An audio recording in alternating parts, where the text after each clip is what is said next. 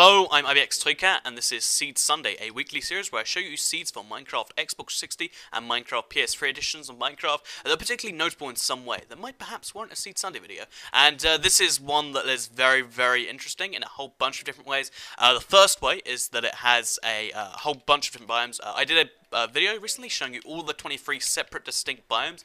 This has, I believe, 17 off the 23 of them, which is, a very ridiculously high number for one seed. If you look, it's got a whole bunch of range of them. If you wonder what I mean by that, most people think there's only like an 8 or 9 biomes, but there's in fact 23. So I'll link that video on screen and in the description. Second of all, it has 2 desert villages. Desert villages are a lot rarer than regular villages, and they're both very deformed in their own way, which is always fun to look at. You can actually almost see one straight from the spawn. And third of all, it's a very good seed for exploration. It has quite a few big caves that you can see from the surface, and also I'm including Nether and end coordinates for the first time because I usually don't include them because Nethers and ends are very generic most of the time. But I found a pretty good Nether and a pretty good end. So if those are things that you want in a seed, I honestly think they're good in most seeds. But we've got good variety of them to look at. So hopefully the seed has everything you want. So the seed is toybiomes on screen and in the description, and let's show you around the spawn and what's in the seed now. So basically, this is where you spawn, or at least this is where I spawned the first time. I used glowstone to mark it, meaning you can spawn anywhere from this jungle tree to this jungle tree, but you generally will spawn on top of a tree, which is always a fun spawn, because it means you can just straight away from your spawn, just chop down and get wood. It's literally a second after spawning, which is always fun. And what I'd recommend you do after you've got some wood and you've got your basics going, I wouldn't recommend staying in the jungle too long. Jungles, honestly, they're not that fun. This is a really good jungle in my opinion because it's got, like loads of river stuff and lots of caves to explore. So if you want to get your ore, you kind of just can. You just have to go through some caves and stuff. And jungle caves are a little just interesting because of the fact that they've got vines all over them. But yeah, I wouldn't recommend staying here that long after you've done your basic stuff because it's not a fun place to set up camp. Instead, I'd recommend heading north over to these coordinates where the first desert village is. It's pretty hard to miss after you escape the jungle because of all the visibility you now have. And here is the first NPC desert village, as I just said. So, the thing that makes this one so interesting is for some reason, first of all, actually, it has a blacksmith chest, which has 2 iron chest plates in it, and some bread, which 2 iron chest plates is odd, but if there's 2 of you doing a duo survival, that's always cool. You can both have armor rather than fighting to the death over the existing armor. And second of all, there are just 5 of these poles floating in the middle of the ocean, right next to the world edge, by the way. And none of them are actually in the village itself for some reason. And one of them has a torch which is detached from the block, which is very odd. I don't know how that happened, but yeah, it's very, very weird why that happened for some reason. As well as that, it's just a really good example of a desert village. It's got a sandstone temple thing, or not temple, a sandstone church, I think it is, and that's, kind of rare. And finally, there's just some random ice chilling by the village. Like, it's in between a jungle and a desert, and then there's ice. I don't know what the logic is, but yeah, so that's always a fun village, and it's close to spawn, so you can get some trading done right from the get-go. As well as this, there's always some easy sugarcane, which is always nice.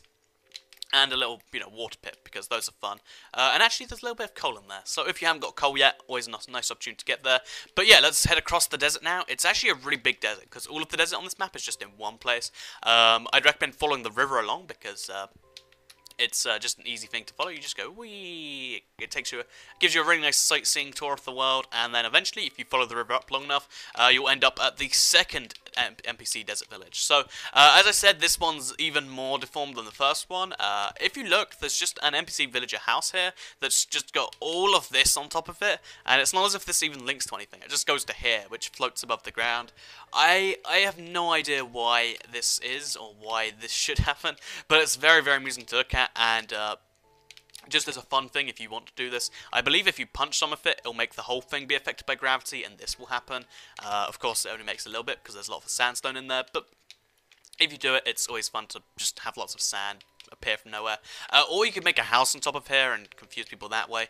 Either way, whatever you decide to do, it's a cool village. The second thing that's very deformed is, also there's this, but second thing that's particularly notable that's deformed is the fact that one of the houses is on top of a hill like this, which is also on top of another house, which gives you stairs that look like this, and And I don't know how you're meant to climb these stairs properly, but it's not a particularly easy task, and also it makes you end up on the roof of another house to even get there. I think it's very, very odd, and it's definitely worth trying out, and when you get to the top, you get an NPC villager house with a crafting bench and some bookshelves. So whether that's worth it or not, I don't know, but it's very interesting, to say the least. So this is the second Desert MC village. Also, it's surrounded by a river, so it's actually safe from all sides if you light it up well enough, which is always a fun thing. So finally, let's head to the third MC village. This is not a desert village, but it's still worth checking out because it's just an MC village with a blacksmith chest. So also along the way you see this, which is odd. But yeah, let's head there now. So it's in the little plains biome, so if you just head along the snow biome, which by the way, there's like 3 of those in this map for some reason. Here you go, it's a 5 house NPC village, which is pretty small for an NPC village. Unfortunately though, one of those is a blacksmith chest. So if we head inside, it gives you a helmet, a leggings, 2 diamonds, which is enough for a sword, and 2 bread. And if you've combined that with the previous blacksmith chest, that's almost full armor. All you need is 1 piece, and also a diamond sword, literally just from blacksmith chest, which is kind of incredible. Besides that, this NPC villager isn't that great. This just doesn't make a whole bunch of sense, and it's not really worth spending a whole bunch of time in unless you make a house here because you want to explore the nearby caves. So as I said, I did mention this earlier, this is a great seed for caves and for exploration because next to this MC village there's just this massive, massive cave. It's in terms of like area, it's bigger than a ravine, and it's just kind of sitting here right next to the village. So it's definitely worth exploring because there's loads of little offshoots from it that all go a great distance. And if you want to get some ores or whatever, or you just want to explore a big, big cave that makes you feel like you're tiny for some reason, then this is the seed for you. So we're going to quickly go to sleep now because it's getting nighttime, getting to nighttime, I should say. And I don't like it at nighttime. You can see slightly less clearly. So yeah, let's show you in the daytime the rest of it. Also, I just punched a hole in there. Oops. So yeah, the rest of the seed, let's show you now. So if you head over, not like to the southeast of the village, you can still see that it's just over here at these coordinates. You'll find another cave which is also exposed, and this is one of those cool caves that has just water in it, that if you follow it along, it takes you all the way down to diamond level, which is always kind of crazy. So you just follow all the way down, and here you are, you're at diamond level already, which is I love the caves that do that, because it's like, oh, I wasn't expecting that, I was just gonna follow it for some iron ore, and now I've already got some redstone and diamonds. So yeah, that's always a fun thing if you want another quick cave to explore from the village. Again, that village is really great as like it's not great for villagers, but it's great just to stay in and explore the nearby caves. And also, we'll just quickly show you the Nether now, because this is where I'd recommend setting up a Nether portal, well, this or in the ocean somewhere, because it's nicely enclosed in a lot of forests, and it ends you up just over here, which is right next to some glowstone. So these are the coordinates in the end. I'll show you back in the real world when I go back there. But this it spawns you right next to glowstone, which is a really cool way to get it, which is a block lots of people want. So it's useful. As well as that, there's a second set of glowstone just up here, neither of which, by the way, I guess over there you might get attacked by ghasts, but from here you usually don't get attacked by ghasts. If you're really clever about it, just sit right here. So really easy stacks of glowstone to get. As well as that, there's lots of nether quartz, which is always a useful ore to find. There's lots of it, so you don't have to worry about finding it. And then second of all, you can head along this stretch where usually there isn't a ghast, but one has managed to spawn just here. So easy kill for me if I manage to kill him. But if you head from the Nether portal along this stretch just over here, you get a really, nice walk. You should probably barricade it or something if you want to be entirely safe. But if you just follow this all the way along over to here, and then make some form of a staircase up here, which admittedly this is a long path to take, but it gives you a really epic view of the entire Nether fortress, because you can see it goes all the way from there to there, and this is just, I know, this is one of the best views from this map in my opinion. You just see everything. And now if you just head up to this little peak up here, you follow this along, you can find yourself in the actual Nether fortress, and you can start exploring it, trying to get the blazes if that's what you want. There's one blaze spawner located just over here, and one blaze spawner located over here. And finally, the thing that makes this Nether so cool in my opinion is the fact that the Nether fortress is so big. It goes all the way from over here to all the way over here, which is insane. And it's not even just like, it's, little pointy bits. There's quite a few bits that go that far out, including a bit over here. And it's just an insane scene. So yeah, definitely a cool Nether. Also, there's just lava pouring for that, which is always a nice view. Just as a challenge for yourself, if you're doing this, make it your challenge to try and get this glowstone. That's my challenge for you. It's not really an easy task, so if you want to have a fun challenge, try and get this glowstone. So, heading back out the Nether, just as a pro tip, if you need to escape the Nether, just try and head this kind of way. Head along here, head down your staircase that you made, head all the way back here. And admittedly, this is a long walk, but you know, you get to experience the Nether, which is always fun. Alternatively, if you want to just spawn in the portal, you can make your portal near the ocean, but that's not what I prefer doing. But yeah, so let's head back to the real world now, and let's head to the further southeast, not southwest, that doesn't make any sense. So, sorry, wrong way. If you now head to the east a little bit more, you'll end up, through some more forest, which is always fun if you want lots and lots of wood for some reason. But second of all, it heads you to this big, like, circular pool thing.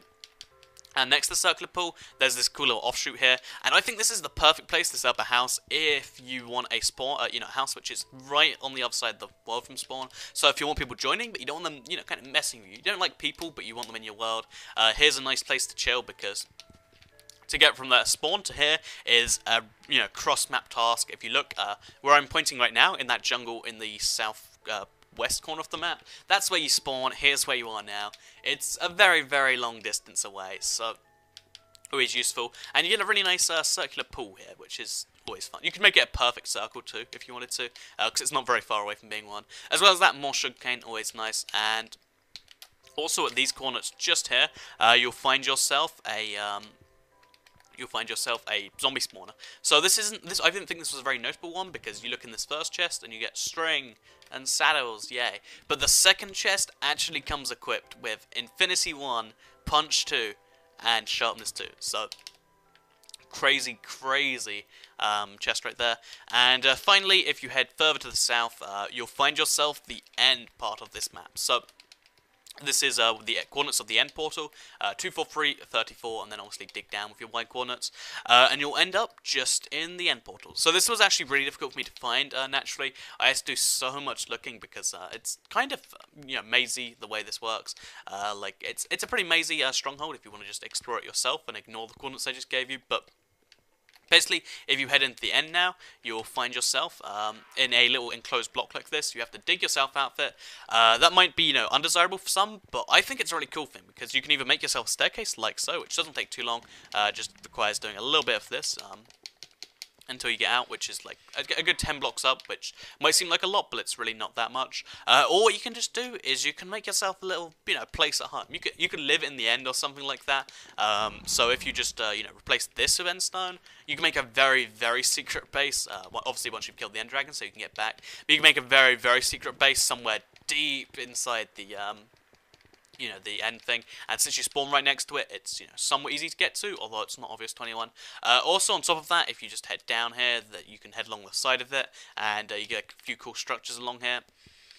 And it's a pretty cool end. All ends and nethers, as I said, are pretty similar, so finding the best one isn't an easy thing. But I found pretty decent end and pretty decent ever, I think.